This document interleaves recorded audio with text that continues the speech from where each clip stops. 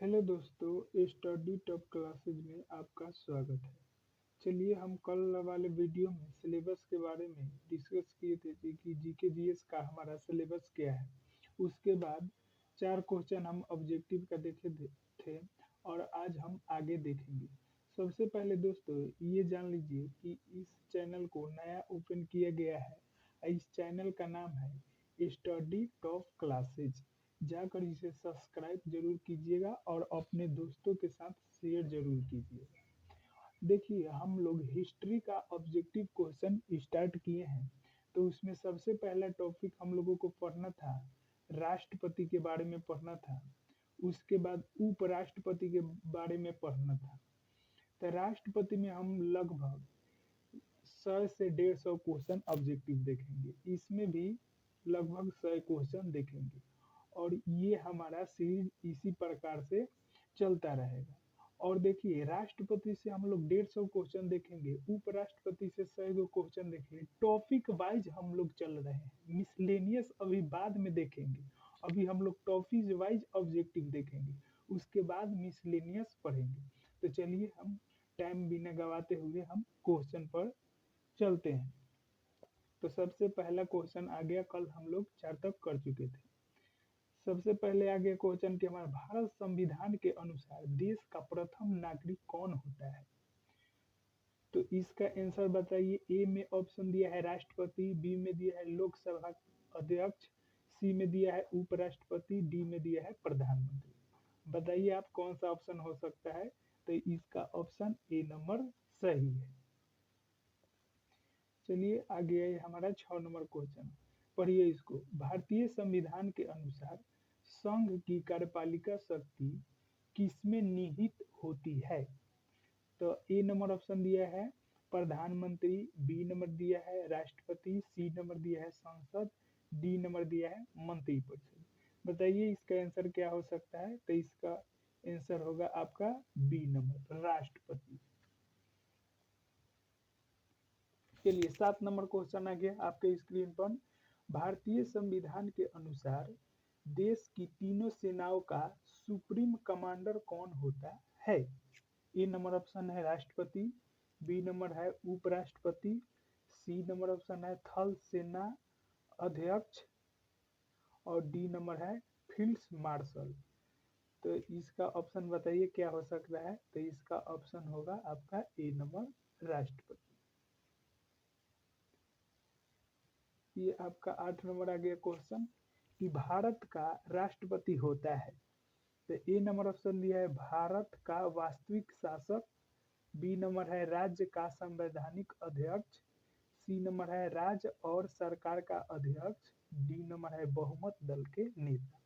तो इसका ऑप्शन दोस्तों क्या हो जाएगा आपका ऑप्शन बी नंबर, राज्य का संवैधानिक अध्यक्ष। चलिए आगे बढ़ते हैं हम लोग। ये देखिए कहली 9 नंबर क्वेश्चन आ गया। 10 नंबर। अच्छा चलिए हम लोग यहीं से करते हैं। 9 नंबर क्वेश्चन है कि भारतीय सशस्त्र सेनाओं का सर्वोच्च कमांडर कौन होता है। तो ए नंबर दिया है राष्ट्रपति, बी नंबर दिया है प्रधानमंत्री, सी नंबर दिया है रक्षा मंत्री, डी नंबर दिया है सबसे लंबे समय तक सेवारत सेना अध्यक्ष। तो इसका ऑप्शन नंबर हो जाएगा आपका ए नंबर।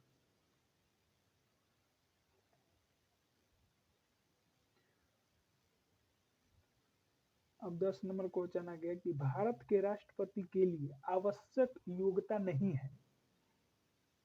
तो ये हमारा ऑप्शन ए नंबर है, वह भारत का नागरिक हो।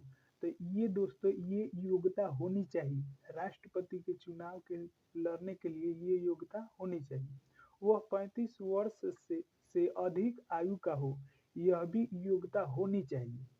उसमें लोकसभा के सदस्य के लिए निर्धारित सभी योग्यताएं हो, ये भी योग्यता होनी चाहिए। वह संसद के किसी सदन का सदस्य हो, ये गलत दिया है, ये गलत है। तो ये आपका ऑप्शन यही है, ऑप्शन डी नंबर सही है। चलिए आगे बढ़ते हैं। 11 नंबर क्वेश्चन। भारत के राष्ट्रपति निर्वाचित होने के पात्र बनने के लिए किसी व्यक्ति की अपूर्ण होनी चाहिए। क्या होनी चाहिए? उम्र। तो 21 वर्ष ऑप्शन ए में दिया है, बी में दिया है 25 वर्ष, सी में दिया है 30 वर्ष, डी में दिया है 35 वर्ष। तो दोस्तों, राष्ट्रपति के चुनाव लड़ने के लिए अगर आप राष्ट्रपति बनना चाहते हैं, खड़ा होना चाहते हैं, तो आपको लगभग लगभग क्या आपको 35 वर्ष से ज्यादा उम्र होना चाहिए, तभी आप राष्ट्रपति का चुनाव लड़ सकते हैं। तो ये ऑप्शन डी नंबर सही है। अब आते हैं 12 नंबर क्वेश्चन पर। राष्ट्रपति पद के उम्मीदवार के लिए अधिकतम आयु कितनी होनी चाहिए? तो अभी हम पिछला क्वेश्चन में देखे गए हैं कि 35 वर्ष से अधिक होनी चाहिए। तो ये तो इसमें ए में दिया है 35 वर्ष, इसमें भी अधिक है, इसमें भी अधिक है, इसमें भी अधिक है। तो इसका ऑप्शन डी होगा, कोई आयु सीमा नहीं। चलिए अगले क्वेश्चन पर बढ़ते हैं। 13 नंबर क्वेश्चन क्या कह रहा है? एक व्यक्ति राष्ट्रपति पद के लिए अधिकतम कितनी बार निर्वाचित हो सकता है? दोस्तों, यहाँ पर निर्वाचित दिया है। निर्वाचित का मतलब होता है कि कितनी बार वो खड़ा हो सकता है, कितनी बार चुनाव लड़ सकता है।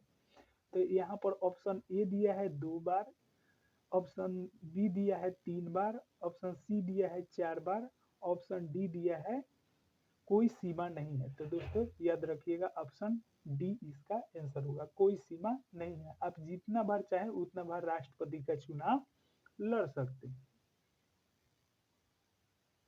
चलिए 14 नंबर क्वेश्चन की ओर बढ़ते हैं। राष्ट्रपति का निर्वाचन किस प्रकार होता है? तो देखिए दोस्तों, राष्ट्रपति का निर्वाचन कैसे होता है, यानी उसका चुनाव कैसे अप्रत्यक्ष रूप से होता है कि प्रत्यक्ष रूप से होता है। तो सबसे पहले ऑप्शन देखते हैं। ऑप्शन ए में दिया है प्रत्यक्ष रूप से, बी में दिया है मनमोनय द्वारा, सी में दिया है अप्रत्यक्ष रूप से और डी में दिया है कोई स्पष्ट प्रावधान नहीं है। तो देखिए, हम लोग प्रधानमंत्री का चुनाव करते हैं, क्या चीज? प्रधानमंत्री का चुनाव करते हैं, तो उसमें सब जनता वोट देता है। कौन वोट देता है? जनता हमारा वोट देता है। तो हम लोग प्रधानमंत्री का चुनाव ऐसे होता है। लेकिन राष्ट्रपति का चुनाव, राष्ट्रपति का निर्वाचन, हम राष्ट्रपति का जब वोटिंग होता है तो उसमें जनता वोट नहीं देता है। उसमें हम लोग जिस संसद में जितना एक लोकसभा होता है, एक राज्यसभा होता है, उसमें हम लोग जितना पार्टी को जिताते हैं वो लोग वोट देते हैं। तो हम लोग केवल वोट देकर नहीं जिताते हैं, हम जिनको जिताते हैं वो लोग वोट देकर क्या राष्ट्रपति को जिताते हैं। तो इसका मतलब कि अप्रत्यक्ष रूप से प्रधानमंत्री का चुनाव होता है और अप्रत्यक्ष रूप से राष्ट्रपति का चुनाव होता है। तो इसका आंसर हमारा बी सही है।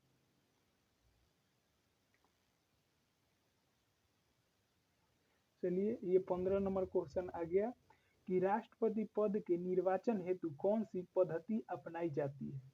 तो राष्ट्रपति चुनाव के लिए एक सिस्टम अपनाई जाती है, उस सिस्टम का क्या नाम है वही बताना है। तो ए नंबर ऑप्शन दिया है सूची पद्धति, बी नंबर दिया है संचयी मत पद्धति, सी नंबर ऑप्शन है सापेक्ष बहुमत पद्धति और डी नंबर ऑप्शन है समानुपातिक प्रतिनिधित्व एवं एकल संक्रमणीय मत पद्धति। तो ये आपका आंसर डी होगा, ये सही है। चलिए 16 नंबर क्वेश्चन पढ़िए। राष्ट्रपति पद के चुनाव संबंधी विवाद को किसे निर्देशित किया जाता है? दोस्तों, राष्ट्रपति का जब चुनाव होता है उसमें कोई विवाद उत्पन्न हो जाता है तो उसका निवारण किसके द्वारा किया जाता है? तो आपका उच्चतम न्यायालय के द्वारा किया जाता है। ऑप्शन डी सही है। चलिए 16 नंबर ई तो हम लोग देख लिए क्वेश्चन। चलिए आगे बढ़ते हैं। 17 नंबर क्वेश्चन, राष्ट्रपति चुनाव के लिए प्रस्तावक एवं अनुमोदन की कम से कम कितनी संख्या होनी चाहिए? यहाँ पर दोस्तों समझिए कि प्रस्तावक यहाँ पर लिखा है और एक लिखा है अनुमोदन। प्रस्तावक का मतलब होता है कि जैसे कोई व्यक्ति राष्ट्रपति का चुनाव लड़ने के लिए जाता है तो वो नहीं कहेगा कि हम राष्ट्रपति का चुनाव लड़ेंगे। उसके जो पार्टी होते हैं, मान लीजिए कि 50 चाहे 20 चाहे 30 आदमी कहेंगे कि हाँ ये व्यक्ति राष्ट्रपति का चुनाव लड़ेगा, ये व्यक्ति राष्ट्रपति का चुनाव लड़ेगा तो उसके लिए आपको 50 आदमी होना चाहिए। क्या 50 प्रस्तावक होना चाहिए कि हाँ ये व्यक्ति राष्ट्रपति का चुनाव लड़ेगा, उसके पीछा होने चाहिए। और अनुमोदक, अनुमोदक जो ये 50 आदमी रहेगा इसके भी पीछे 50 आदमी रहना चाहिए कि हाँ हाँ जी वो नेता ठीक है, राष्ट्रपति के चुनाव के लिए योग्य है, उनको लड़ना चाहिए, तो उसे कहते हैं अनुमोदक। तो कितना कितना आवश्यकता होता है, 50 गो प्रस्तावक और 50 गो अनुमोदक। तो किसमें दिया है 50-50, तो ये आपका ऑप्शन सी में दिया है, तो इसका आंसर सी हो जाएगा। 18 नंबर क्वेश्चन पढ़िए, भारत का राष्ट्रपति निर्वाचन होने के लिए निम्नलिखित में से कौन सी बात अयोग्यता मानी जाएगी। तो ये आपका ऑप्शन पढ़िए, ए नंबर दिया है भारत का नागरिक हो। हाँ ये तो योग्य है, आपका राष्ट्रपति का चुनाव लड़ रहे हैं तो ये योग्यता है। इसमें कह रहा है अयोग्यता है ना, तो ये तो योग्यता होनी चाहिए। 35 वर्ष की आयु पूर्ण कर चुका हो, ये योग्यता होनी चाहिए।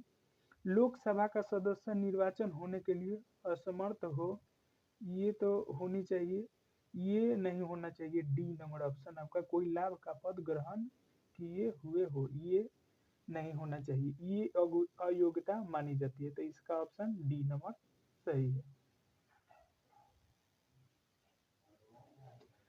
19 नंबर क्वेश्चन पढ़िए, भारत में राष्ट्रपति का चुनाव किया जाता है अप्रत्यक्ष निर्वाचन द्वारा, एकल संक्रमणीय मत, एकल, इसमें दिया है बी नंबर, सॉरी दोस्तों, बी नंबर ऑप्शन दिया है एकल हस्तांतरणीय मत पद्धति द्वारा, सी नंबर दिया है आनुपातिक मत प्रणाली द्वारा, और डी नंबर दिया है खुला बैलेंट प्रणाली द्वारा। तो इसका ऑप्शन दोस्तों आपका बी नंबर सही है, एकल हस्तांतरणीय मत पद्धति द्वारा।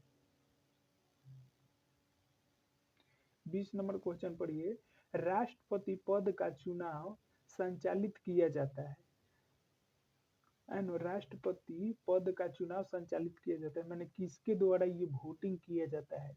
तो लोकसभा अध्यक्ष द्वारा, ए नंबर ऑप्शन है। बी नंबर है प्रधानमंत्री द्वारा, सी नंबर है निर्वाचन आयोग द्वारा, और डी नंबर है संसदीय मामलों के मंत्री द्वारा। तो ये जो राष्ट्रपति का चुनाव कराता है उसका नाम है निर्वाचन आयोग द्वारा, ऑप्शन सी नंबर सही है।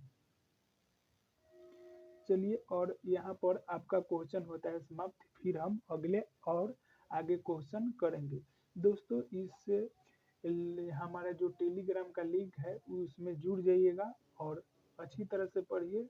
हम विश्वास दिलाते हैं कि जो भी पढ़ाएंगे अच्छा पढ़ाएंगे, एकदम जो परीक्षा में आएगा वही पढ़ाएंगे, कोई आलतू फालतू क्वेश्चन हम नहीं करेंगे। चलिए मिलते हैं अगली वीडियो में, तब तक के लिए धन्यवाद।